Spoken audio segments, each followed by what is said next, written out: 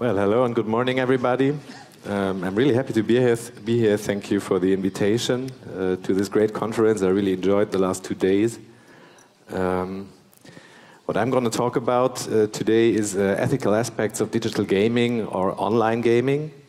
But first, I would like to introduce myself. My name is André Weßel. I'm from Cologne, Germany, working there at the TH Köln, the Technical University. We had a project there from 2015 to 2018, funded by the Family Ministry and the Civic Agency of Political Education.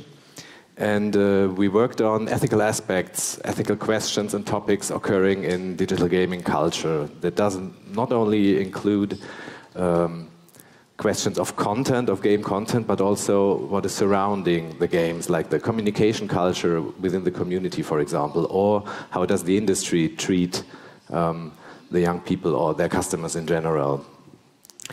Besides my job as a researcher at the university, I've also got many years of experience as a practitioner. I come from social work. I worked in youth centers. I worked with disabled people. So I also know the practical side. And I also worked in a primary school for 4 or 5 years.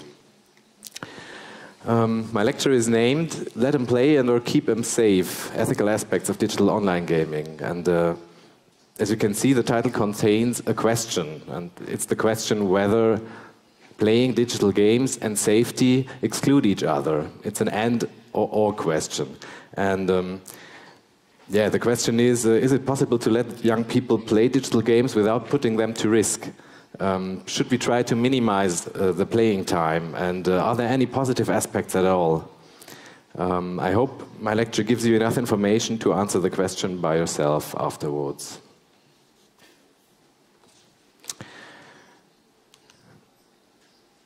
In the beginning, I would like to make clear what I am talking about. Digital games, when I refer to them, means more or less every game we're playing involves some kind of screen. So computer games, console games, tablet games, mobile phone games, or games that are played in an internet browser, mostly on a tablet or a personal computer.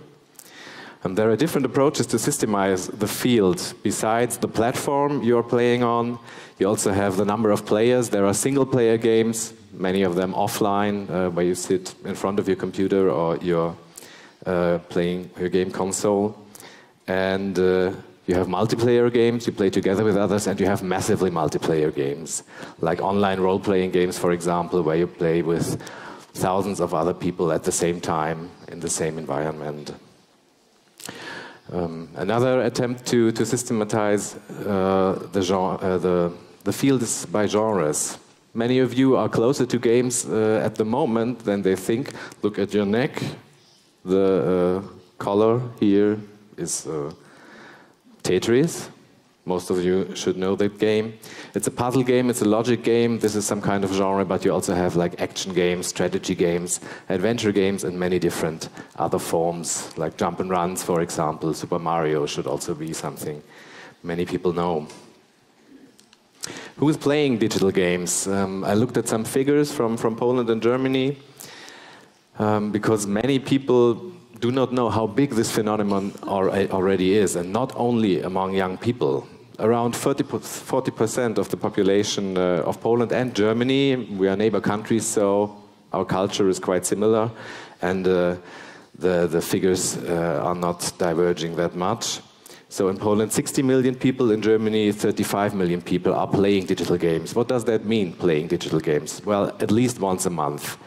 In Germany, it's 42 million people playing at least once a month, and most of them, 35 million, play regularly. That means at least once a week. More or less half of the players are female, so gaming is not a male activity. And the average player is more or less in the mid-30s, so playing digital games is not an activity for only young people, what many people think. And another thing, another fact, playing digital games does not correlate with the player's educational background. So it's nothing that only more or less uneducated people do because they do not know anything else to do in their free time. It's yeah, something for everyone.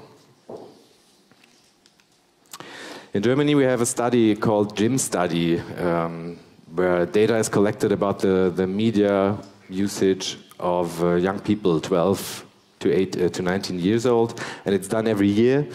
And I just want to show, among young people, more than 60% play digital games daily or several times a week. It's more than 80% of boys and more than 40% of girls. And these are the numbers from 2017 and 2018. They do not differ a lot. So, remembering the title of my talk, how do we bring ethics and digital games together? Well, as educators, usually we do that by talking about the risks of digital gaming. When we try to establish a link between media and ethical issues, we tend to think quite risk-oriented. And since ethics often deal with the judgment of human behavior, we find the following challenges we consider to be problematic. There are two relatively new and two relatively old topics. The relatively new ones, in terms of digital games, are privacy protection and financial risks, and the relatively old ones, violent content on problematic use or game addiction. Let me get more into detail. In digital gaming culture, there are several issues concerning the protection of data and privacy protection. Many online games want the player to register. That means you have to tell the company your personal details before you can start the game. We all know that we live in challenging times in terms of the security of our personal data, and we all know that there are many companies whose business model is based on collecting data and selling them. And even though the gaming industry tells us they only need our data in order to improve our playing experience, we should be careful with that. And even more careful when it comes to the data of our children and of young people who might not be as sensitized for the topic as we are. In addition, lots of online games offer in-game chats where everybody can take part. Players simply do not know who is behind the other character they are playing with. And it might not always be a person whose main interest lies in playing the game. We already heard a lot at this conference about cyber grooming and sexual harassment online, and this is also a problem within the gaming community. If you think of huge games like Fortnite or World of Warcraft and games like these, where chatting is a normal part of the gaming experience, you are confronted with these risks. And young people should know about them and be aware of it when they play.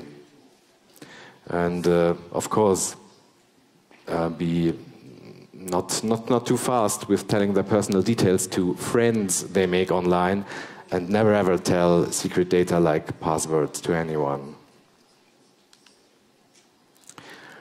Another important topic is, of course, like everywhere, money. Here you see the in-game shop of Fortnite. There's an in-game currency available you can buy in exchange for real money. And inside the game you can buy certain things. We were just talking about the business models of the digital gaming industry, and in recent years there has been a major change compared to earlier times. When I was younger, there was no internet, and the digital game was an easy purchase. You went to the shop, you bought the game, and you had fun with it. Nowadays, this changed, with online games coming up sorry, and taking over a bigger and bigger share of the market. Many games are now free to play. That means you don't need to pay anything when you obtain them, but afterwards, while having the playing experience, there are possible in-game purchases. As I just said, Fortnite has an own in-game currency, so you can buy things like skins, so-called skins, to change your physical appearance or the appearance of your character in the game, what makes you more special and more individual. You can also buy Fortnite dances. I think many of you know this, since a lot of you are teachers. And in the courtyard at school, Fortnite dance, at least in primary schools, is a big thing. And yeah, Epic Games, the company behind Fortnite, made in 2018 a profit of over $3 billion with this business model. Not only with in-game purchases, but also with merchandising. And as you see, this is really a good model. And we should take care that children and young people keep in their mind not to spend all the money they have in these games. Furthermore, players need to be online for many games. Think of Fortnite as well, or Clash of Clans, or League of Legends, to say some other big titles. That means they need a permanent internet connection, and if they cannot have it via Wi-Fi, they normally use their private data volume, often with disregard to the limits. This can also get quite expensive. The topic of violent content is quite an old one, and I do not want to spend a lot of time talking about it right here. Well, the story behind it is that people try to link playing games that contain explicit violence, like, for example, first-person shooters, Counter-Strike, to name a famous one. And often, in Germany, often called Killerspiele, meaning killer games. And people try to link these games to aggressive and violent behavior in everyday life. I can say as a researcher, until today there is no consistent scientific proof for a correlation between playing these violent games and becoming more aggressive in everyday life. There are many studies and the results differ depending on who conducted the study and, in brackets, who paid for it. But there is a lack of studies measuring the long-term effects. Many of them only deal with the aggression directly after playing. And it seems like the settings are often quite artificial and not very trustworthy. Another major topic can be called the addiction discussion. Like Elizabeth said yesterday, we as researchers, we do not call it addiction, we speak of problematic use. Because the academic discussion, if it is an addiction or a behavioral disorder, is still on the move, and so we should not use this term. It is said that, for example, because of the particularly motivating reward structures of games like, as I said before, as I mentioned before, World of Warcraft, or the social pressure through the involvement in the gaming community, especially young people want to continue playing without limits. To us as educators, it seems obvious that we need to have a closer look on this small percentage of adolescents. It is really a small percentage. The numbers, the figures differ here as well, between 2%, 4% that have a problematic use. And we have to have a closer look at these people, at these young people that need medical treatment. Problematic gaming is often dependent on the particular lifestyle and does not testify to a high stability the person has. The personal development plays a central role here, and problematic gaming might not just be an independent disorder, but often is a coping mechanism used to treat temporary problems just such as loneliness and so on. It seems to be the same story like with the topic of aggression we talked about before. Affected young people often have many other problems in their lives, and playing digital games in a problematic way is not the reason for these problems, but in most cases an effect.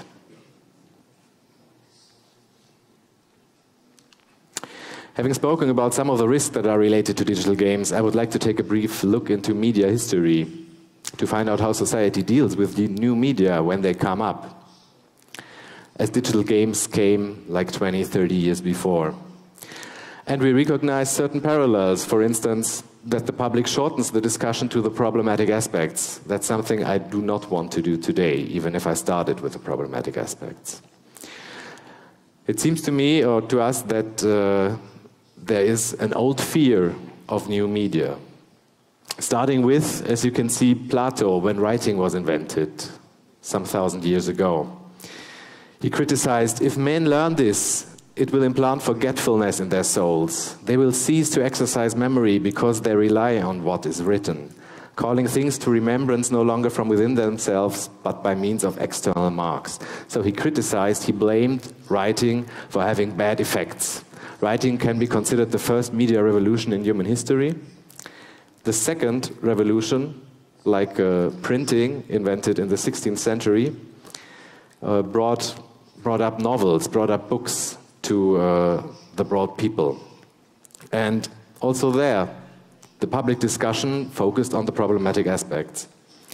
Novels irritate the reader's imagination, spoil their moral and distract them from work. Even a complete disintegration of the brain was considered possible. There were discussions about reading addiction, even diagnoses about this, and reading prohibitions were pronounced.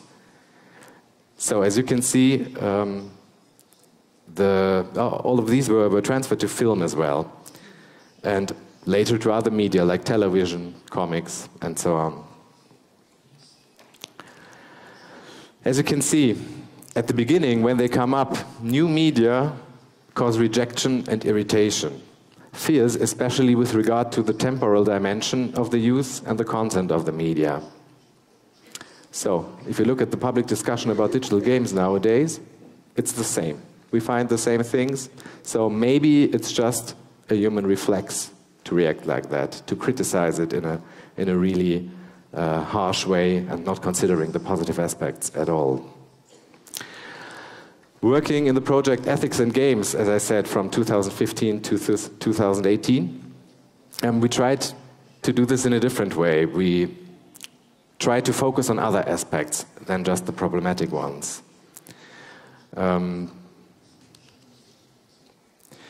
were working in two steps there. First one was the identification of ethical topics in the digital gaming culture, and the second one, the development and testing of model projects, teething methods, and materials for their reflection and creative exploration. The first one, the identification of ethical topics in the digital gaming culture, led to two levels. Ethics outside of games, as you can see in the production and the interaction, and ethics within games, content and decision making. Let me clarify this a little more.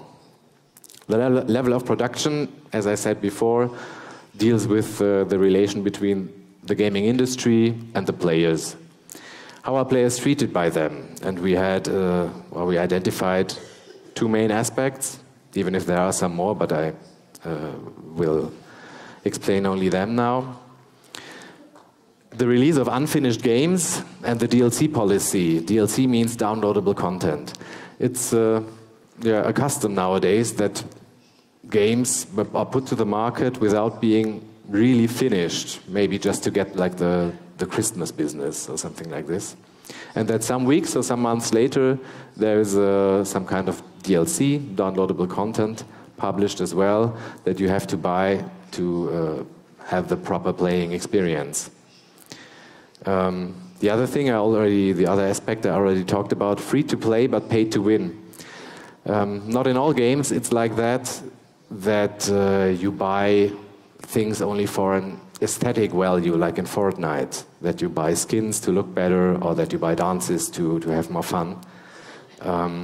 But in some games you also pay to win. Mainly mobile games have this structure. The level of interaction. Well, playing is not something that people do alone at home in front of their screen, in front of their TV or in front of their tablet. It's a really big social activity, especially online gaming. As you can see here, League of Legends is the left one. Was before Fortnite was brought up. The game that was played in esports the most. It's around 100 million accounts in there. And here you have a typical scene. I think you cannot read it, but maybe it's even better because it's insulting. One player is insulting another because he is not good enough in the game. This is really normal. Cyberbullying, we heard a lot about it at the conference, also is part of the online gaming. And yeah, we should try to work on that. And also FIFA, like a football game, very popular also, and for years now among the most sold games, the most successful ones, has also some problems with cheating. Some people are trying to betray each other and to implement techniques and play modes that can be considered like a cheat.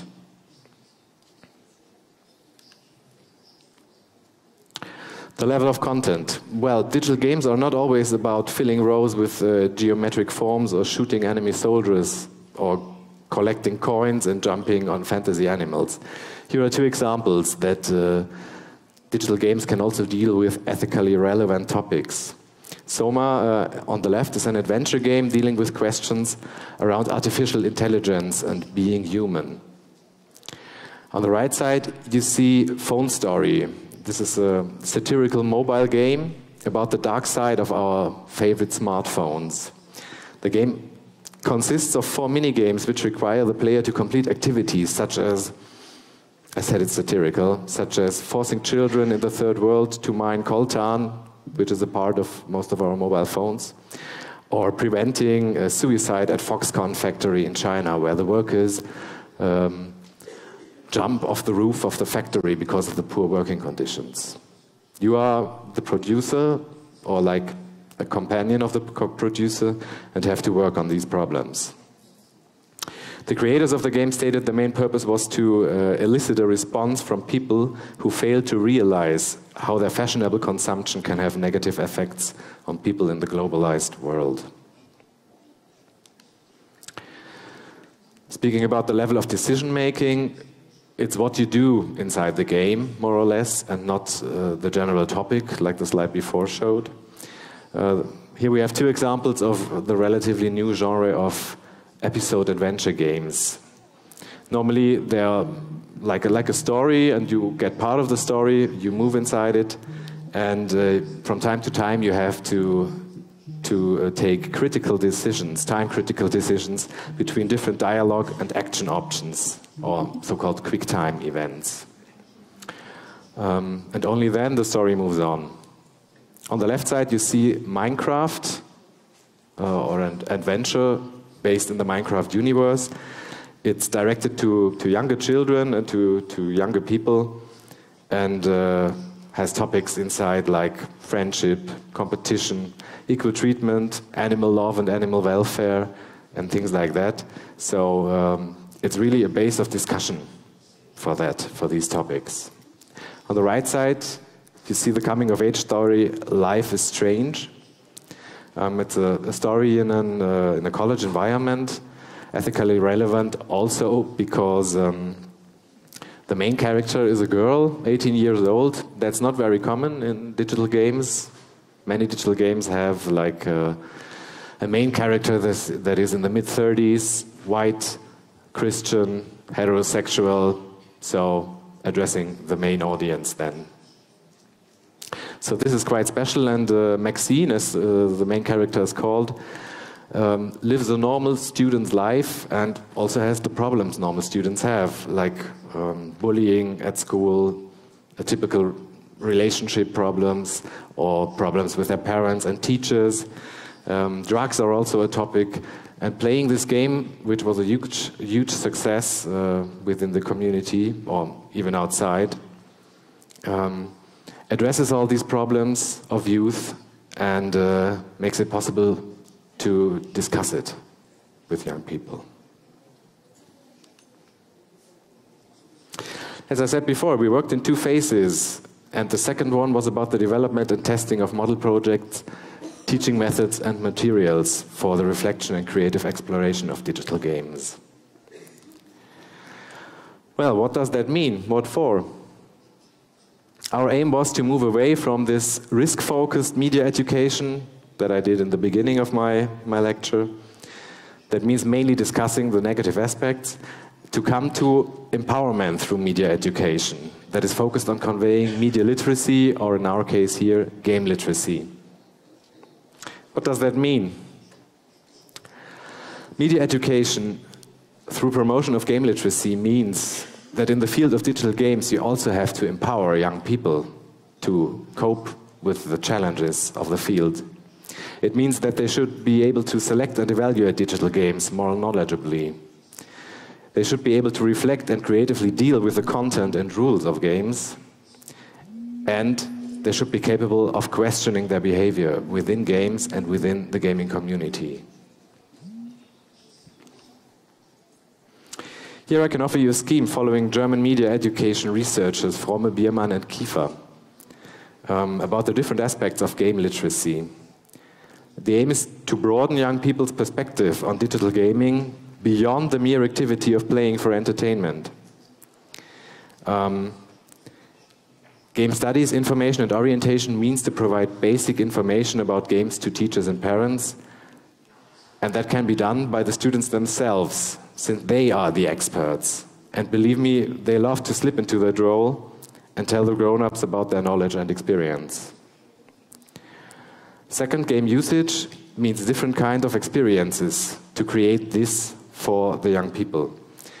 For example, in spaces where they can play together, for example, in the classroom. The analysis and reflection means not just to play a game, but to think about it and reflect on the content and on how it is made. Afterwards, a review can be written as an exercise in text production, for example. The transformation stands for including other media into the gaming experience. For example, producing a Let's Play video where you are filmed while playing and explaining the game, or by transforming a digital game into an analog version. And design and production means to facilitate chances to work on an existing game by creating so-called mods that change the gaming experience, or by even creating whole new games. All of these activities we did within the project can be included into lessons or afternoon activities in schools, youth centers, and so on. We cooperated a lot with youth workers and with teachers during our project and saw that it is possible. I'm going to skip that. An example for a game analysis and reflection is the game The Visit. Yeah, I only have 2 minutes left, I see, but maybe we should do this anyway.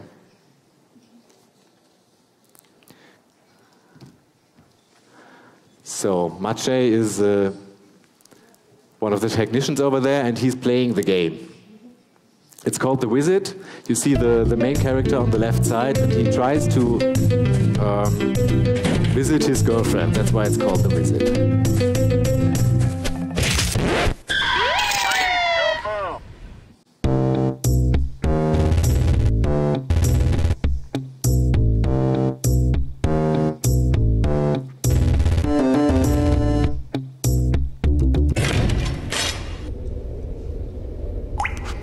As you can see, he did something we are all used to, at least the ones who know Super Mario Brothers. He jumped on the fantasy animal. But what happens here? Well, he's brought to court for that. Because he killed an animal. We all think it's normal in digital games to do that, but here, this reverses our experience. And yeah, I think you can turn it off. You can go back to the presentation. There are several different endings. If you do everything well, you end up riding a unicorn together with your girlfriend in heaven with a rainbow on the background. Yeah, but this should not be done if you want the good ending. After playing that, you can discuss the topic of violence in digital games with your target group. For example, with the following questions. Why did the player jump on the crab? What consequences did you expect? And what consequences came up? How do you think the player was punished? Is the punishment appropriate? And from that specialized discussion you can come to well, a more meta level and discuss violence in games in general. Yeah. What we just did brings us to the topic of digital games in educational contexts. Games can be used as an introduction to work on certain topics, and these topics do not necessarily need to be game-related.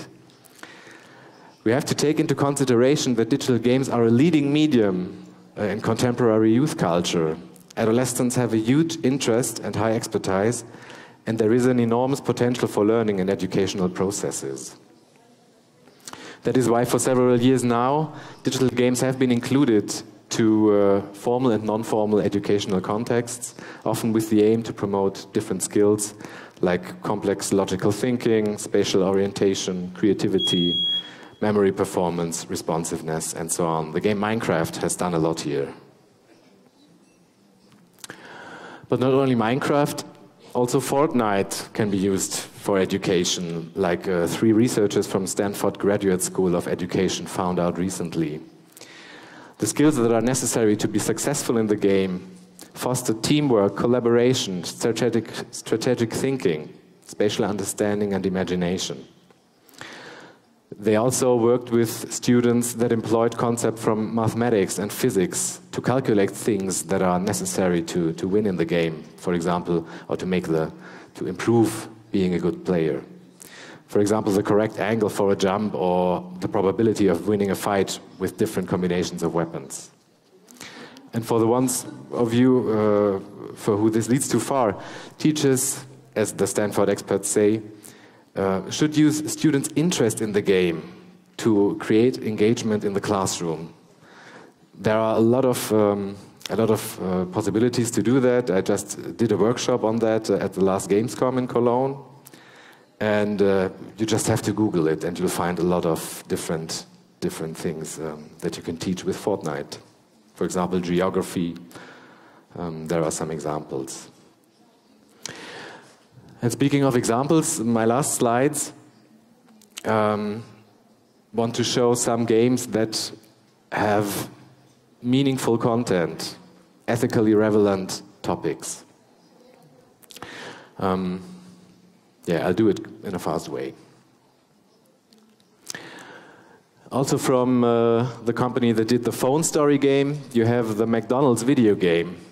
Unfortunately, at first people thought it was really programmed by McDonald's, and they thought, oh, how great is McDonald's to cope with their strategies in such a satiric way. But no, it's not of them, and it was there to criticize them.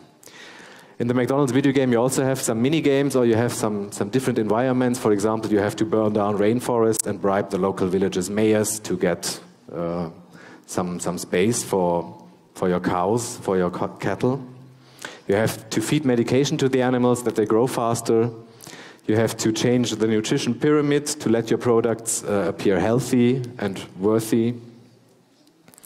And yeah, with all that, the strategies McDonald's uses on the market shall be revealed. You have games like Ayiti, The Cost of Life. As you see, many of them are also are already 10 years old or even older. It was programmed by Global Kids in cooperation with UNICEF, and is about poverty in third world countries. Here you manage a family of 5, 3 children and a father and a mother, and you have different places in the environment where they can go. You have a hospital, you have school, you have your home, you have a factory. And you have to balance values like health, luck, education, and money to survive. A game about diversity and inclusion is The Unstoppables. Here you play 4 friends. Each of them has a special need, but also a special ability. For example, the guy who's using a wheelchair is very fast, and when velocity is needed, he's the one you should choose. It's directed to younger people and can be played in about 30 to 45 minutes, and is free of charge for smartphones and tablets, for example. Well, a very abstract game about gender identities is Dysphoria. It's done by Anna Entropy, and here she uses her own personal experience with gender dysphoria and hormone therapy, which she has to go through as a transgender woman.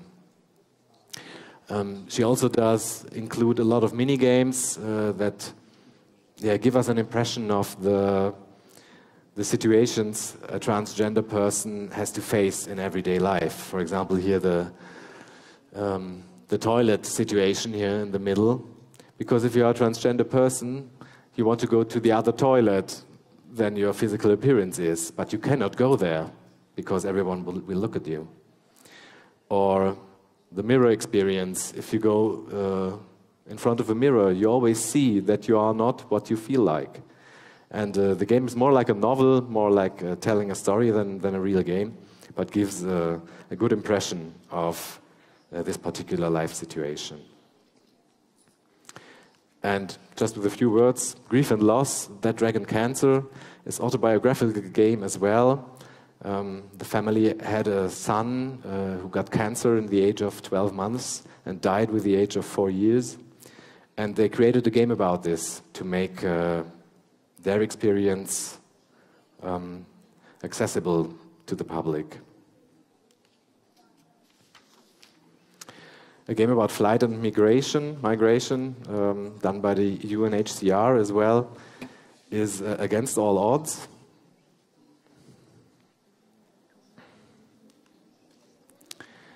And a game maybe about insight or possible reasons for flight is This War of Mine.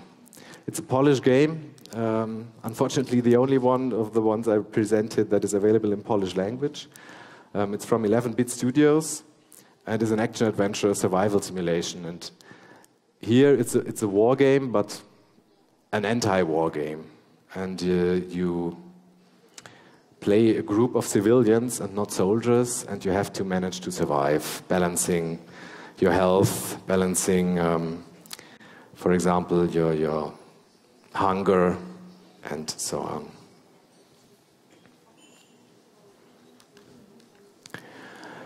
Yeah, you can also do projects with that. Just 2 words. This was a project on the left about Against All Odds, about the flight and migration game. Because there is a situation in the game where you are in your room and you know you have to leave in 1 minute and you have to grab 3 things you can take with you to your flight. We did this in a youth center and created an environment where we discussed about that. What would you, as a young person, take with you? And as you see on the right, after playing the Mcdonald's video game and talking about healthy nutrition, we cooked in a youth center with young people. Okay, last slide. Well, the recommendations in media education are more or less the same, as I realized Boris also said. Be interested and take part.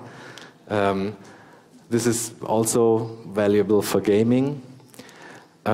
Discuss in an open and factual and differentiated way.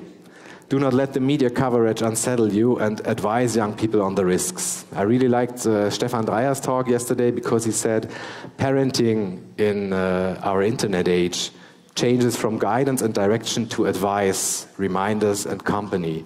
And that's it. Generally speaking, we should not worry too much about young people playing, but let them and interest ourselves. Thank you very much for your attention.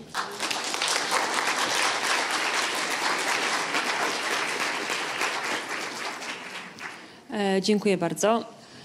Przede wszystkim za pokazanie tej pozytywnej i edukacyjnej wartości, jaką mogą nieść gry. Jest ewentualnie czas na jedno szybkie pytanie, gdyby... Jest pytanie tam na końcu. I'll put my translator.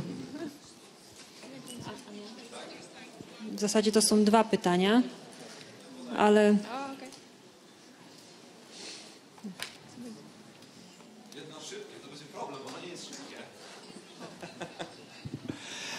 To nie jest takie szybkie pytanie, bo mam tak naprawdę 2 szybkie pytania. Znaczy, pierwsze jest takie, bo wspominałeś o tym, że gry uczą pracy zespołowej, komunikacji i tak dalej. Czy macie faktyczne jakieś badania potwierdzające to, że nastolatki grające w gry właśnie typu Fortnite czy coś takiego faktycznie później te kompetencje miękkie w życiu społecznym czy zawodowym mają? Czy macie jakąś korelację między jednym a drugim? Bo z moich doświadczeń ja tego nie widzę. Pracuję i z młodzieżą i pracuję przy HR-ze i nie widzę bezpośredniej korelacji między jednym a drugim. I to jest pierwsze pytanie. I drugie, nie mówmy, bo to jest pytanie, takie stwierdzenie, nie mówmy o tym, że nie ma tego uzależnienia, tylko są zachowania, powiedzmy, ryzykowne czy niebezpieczne, jeżeli od roku już uzależnienie od gier jest na liście chorób formalnie. I teraz, bo to, WHO wprowadziło w 2018 roku na ICD-10 dokładnie. Więc mamy uzależnienie od gier.